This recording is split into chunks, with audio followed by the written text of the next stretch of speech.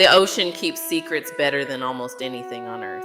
Empires rise, civilizations collapse, even entire cultures vanish beneath time itself. But sometimes the sea gives something back. Off the western coast of India, beneath the dark waters of the Arabian Sea and the Gulf of Khambhat, marine archaeologists have spent decades mapping something that refuses to fit neatly into either mythology or mainstream history.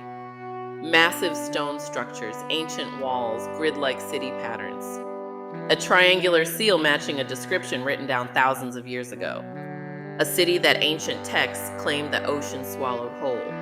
And according to some researchers and believers, the remains of the legendary city of Dwarka, a city described in ancient Indian scripture as the golden kingdom of Lord Krishna himself. A city said to have vanished beneath the sea in a catastrophic event so sudden it was understood as divine reclamation. Now people are asking a question that has unsettled historians, energized archaeologists, and deeply moved millions of believers. What if the legends were true? Tonight, we descend beneath the waters off Gujarat's coast to uncover one of the most fascinating and legitimately contested archaeological debates in the world. The lost kingdom of Dwarka, and why the evidence is stranger and more credible than most people realize. The texts. Long before sonar scanners and underwater excavation equipment, Dwarka already existed in myth with remarkable specificity. Ancient Hindu scriptures, particularly the Mahabharata, the Harivamsa, and the Vishnu Purana, describe Dwarka not as a vague paradise, but as a precisely engineered coastal fortress city. According to the text, it was constructed by Vishwakarma, the divine architect, on Krishna's instruction after he led his people from Mathura westward to the sea. The descriptions are unusually detailed for mythology. The city was said to have 12 forests, 16 districts, and gates oriented to specific directions. Its harbor was specifically mentioned as a hub of maritime trade, and the streets were arranged in a deliberate grid. The Mahabharata even describes the official city seal, a three-headed animal emblem used to mark property and identify citizens of Dwarka. That detail will matter later. The scriptures also describe Dwarka's end. After Krishna's death, the texts say, the sea rose and swallowed the city. Not gradually, not over centuries. The Mausala Parva section of the Mahabharata describes it as a single, swift inundation. A city of gold and order returned to the ocean within a generation.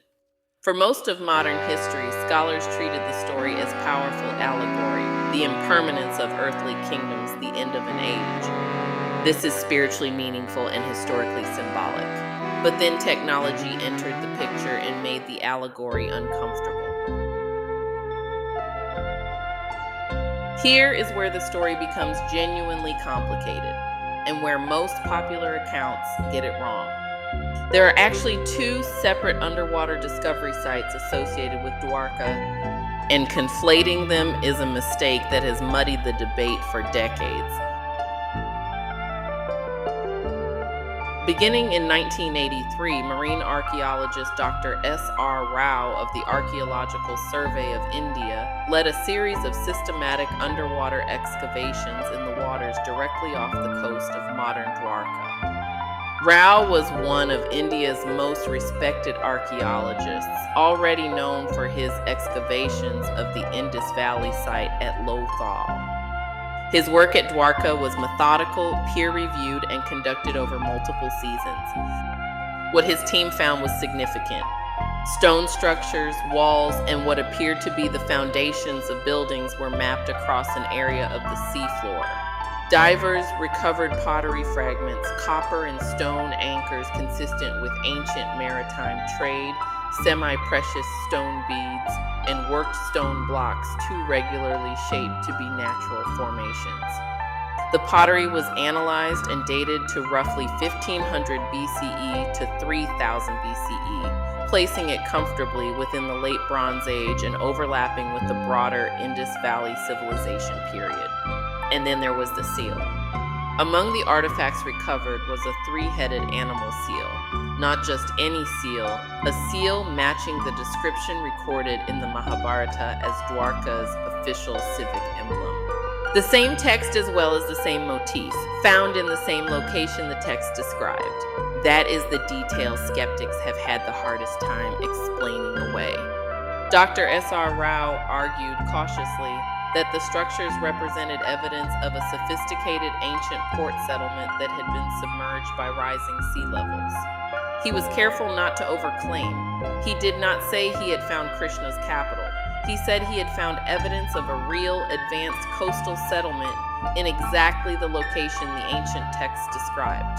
That distinction matters. Site 2, the Gulf of Khambhat. In 2001, a team from India's National Institute of Ocean Technology was conducting routine pollution surveys in the Gulf of Khambhat, a body of water roughly 150 miles from Dwarka, when their sonar equipment picked up what appeared to be geometric structures on the seafloor, approximately 40 meters down. The announcement that followed was explosive.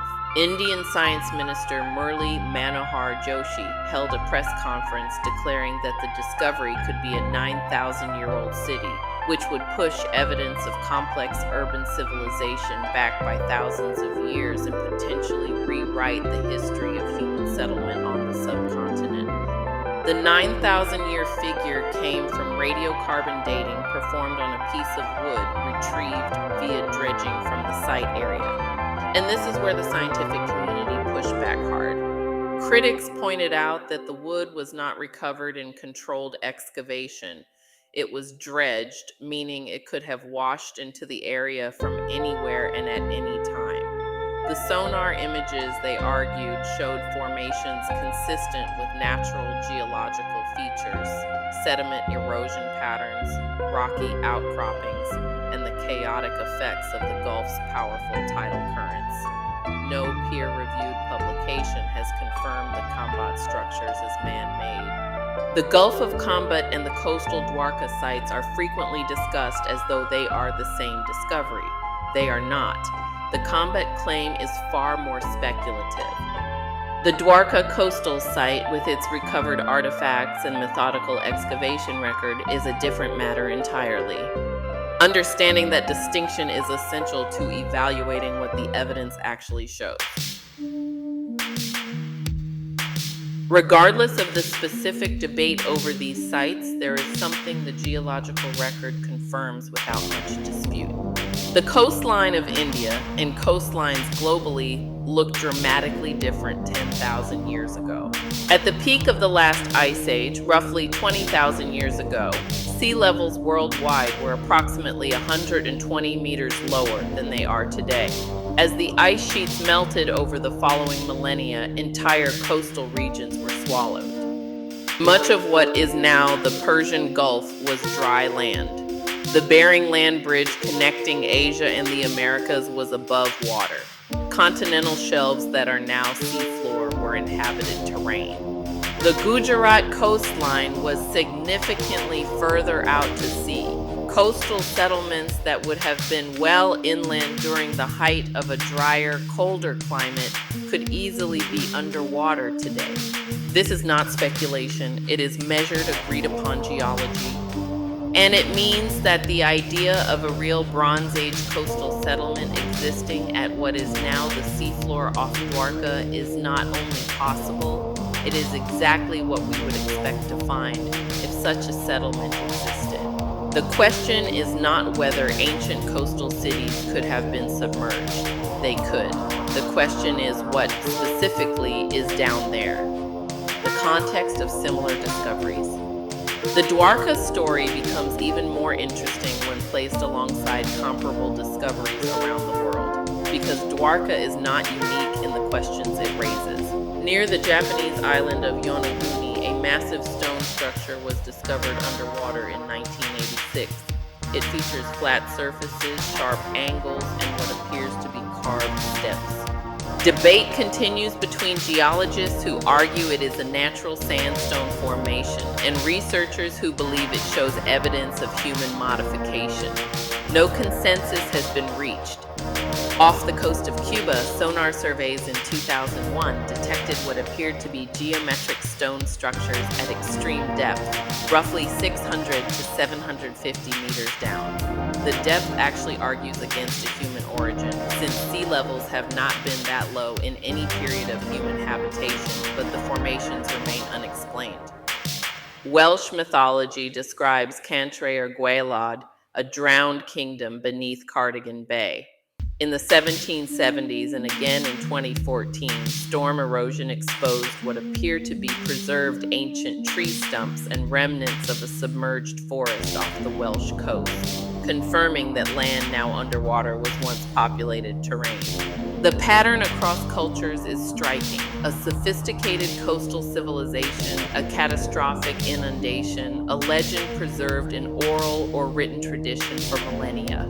Modern archaeology is increasingly confirming that post-ice age sea level rise was fast enough in certain periods to be experienced within a human lifetime, fast enough to be remembered and passed down, and eventually written into the foundational stories of entire civilizations.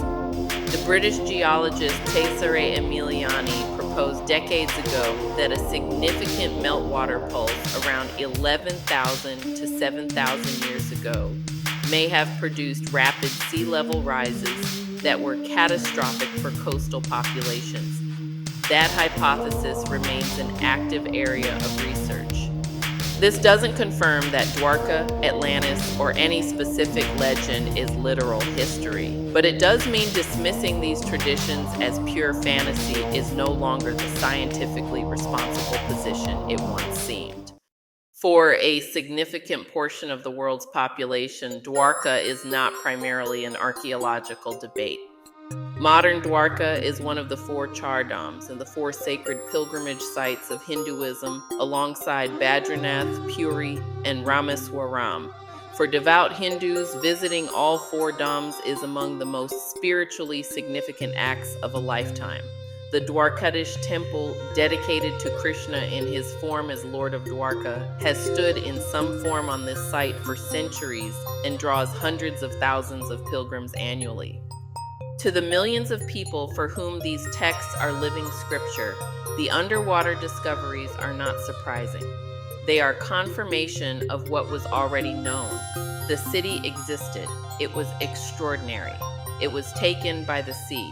The texts said so. That spiritual dimension is not incidental to the story.